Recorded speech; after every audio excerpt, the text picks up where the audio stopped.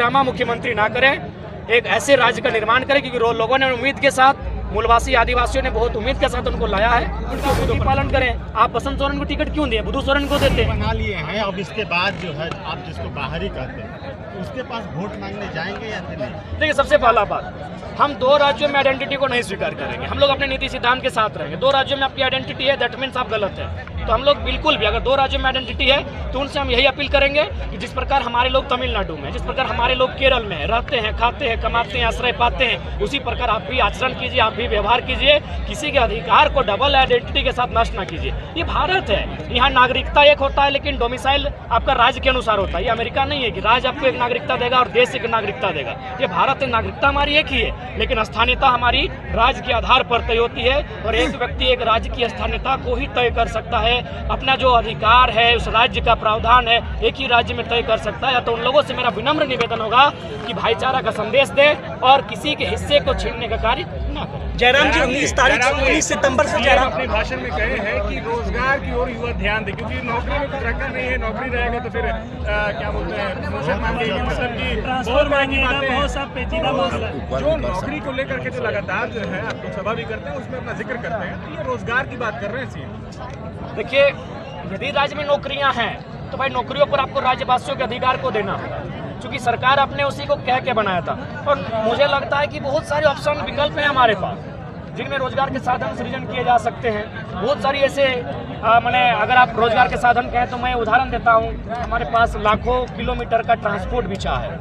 आप इसमें ट्रांसपोर्ट के माध्यम से, या फिर हमारा एक पर्यटक क्षेत्र है, हमारे पास अनगिनत डैम है, उस जल को गेहूं के लिए पहुंचा के, बहुत सारी वैकल्पिक व्यवस्थाएं हैं, उनके माध्यम से रोजगार के सृजन किया जा सकता है। और जो नौकरियां हैं उनको तो आपको फुलफिल करना ही होगा, क्योंकि बिना नौकरियों के आज लोकतांत्रिक देश कैसे चलेगा। आपको सीओ की जरूरत पड़ेगी, बीडीओ की जरूरत पड़ेगी, आपको जेई की जरूरत पड़ेगी, आपको शिक्षकों की जरूरत पड़ेगी, आपको चपरासी की जरूरत पड़ेगी, आपको माली की जरूरत पड़ेगी।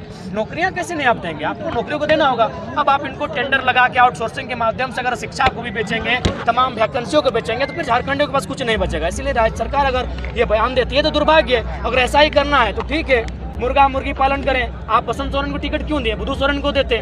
आज ये तो गनीमत है कि आपके परिवार में 4 लोग फिटफाट है, इसलिए 3 को विधायक, एक सांसद है। 18 लोग फिटफाट होते तो मुझे लगता है संथाल परगना की 18 सीटें आपकी होती। तो ये ड्रामा मुख्यमंत्री ना करें, एक ऐसे राज्य का निर्माण करें, क्योंकि लोगों ने उम्मीद के साथ, मूलवासी आदिवासियों ने बहुत उम्मीद के साथ उनको लाया है, उनकी उम्मीदों पर खरा मजाक लगेगा।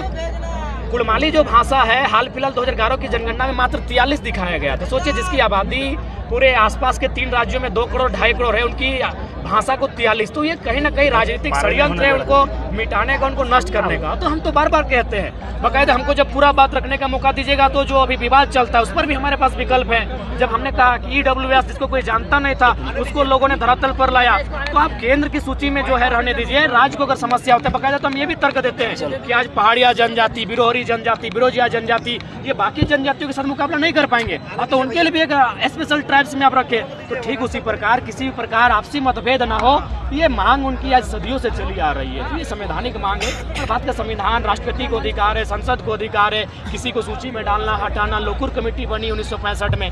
तो ये भारत एक स्वतंत्र देश है, लोकतंत्र देश है। लोकतंत्र में लोगों की मांगने को उनको। हाँ, अगर शोषण होता है तो एक आम, जिसे आप सोचते हैं दलित उत्पीड़न, तो एक आम दलित का उत्पीड़न होता है। आदिवासी उत्पीड़न तो आम आदिवासी का उत्पीड़न होता है। लेकिन कुर्मी एक ऐसा समुदाय है, मुझे लगता है नफरत की नहीं, वो साजिशों का शिकार हुआ है। आज 2 नेता कोरोना में जूझे, दोनों कुर्मी के थे। It's not coincidence, it's a conspiracy. आज जगन्नाथ महतो दुनिया में नहीं है, श्रद्धांजलि।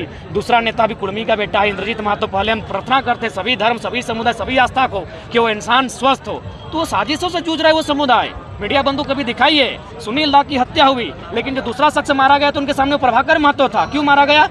महतो था इसलिए मारा गया। इसलिए मुझे जयराम जी, आप ये बताइए कि आपने संजय सेठ का जिक्र किया आपने, और आपने ये कहा कि बाहरी सांसद, मतलब वो राजस्थान के या कहीं का भी रहे, तो क्या लोकतंत्र में इजाजत नहीं है कि कोई कहीं भी जाकर? नहीं, बिल्कुल इजाजत है। नहीं, सही बात है। भारतीय लोकतंत्र में कोई विधानसभा, लोकसभा का चुनाव कोई कहीं से लड़ सकता है। तो झारखंड के लोग आज तक कभी बिहार, यूपी, बंगाल से नहीं लड़े हैं। तो ये थोपा हुआ लीडर क्यों? कि हमारे पास लीडरशिप की कमी है? या जनादेश मिला था ना, आप ये मानते हैं कि नहीं मानते? नहीं ठीक है, जनादेश इसलिए मिला था कि हमको कमजोर करके रखा गया, इट्स प्लानिंग है।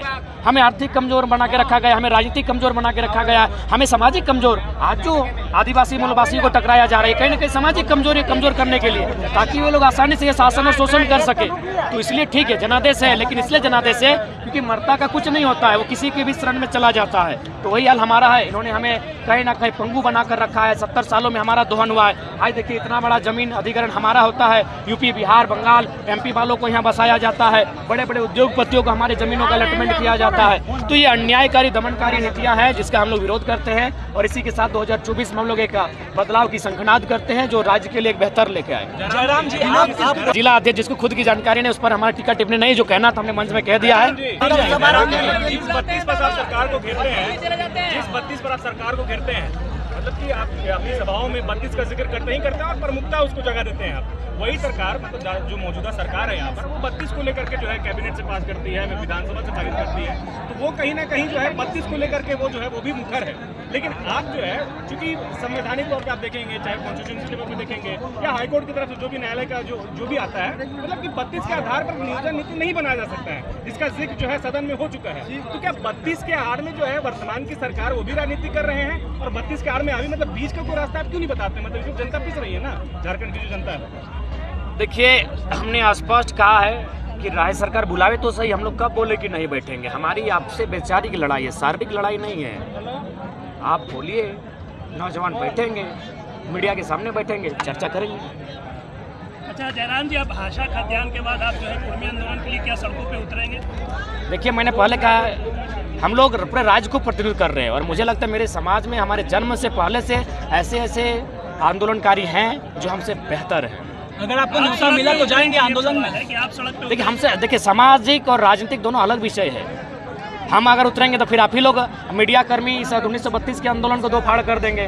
हम अगर डायरेक्टली फेस करेंगे तो आप लोग फिर आपस में हम लोग को लड़वा देंगे। जो तो इसीलिए सामाजिक जो हमारी व्यवस्था है वो हमसे काफ़ी मजबूत है, वो बेहतर तरीके से अपना टैकल करेगी। जयराम जी, एक आखिरी सवाल, ये जो है भोजपुरी बोलने वाले, अंगिका बोलने वाले, मैथिली बोलने वाले, वो जेबी केसेस के साथ कैसे जुड़ेंगे? वो कैसे वो आपको समर्थन करेंगे? जैसे हमारे लोग कुड़माली बोलने वाले, संथाली बोलने वाले, खोरठा नागपुरी बोलने वाले जब महाराष्ट्र जाते हैं, तो जैसे हमारे लोग महाराष्ट्र में जाके मराठियों से जुड़ते हैं, तमिलनाडु में जाके तमिलियों से जुड़ते हैं, जुड़ेंगे हमारे साथ।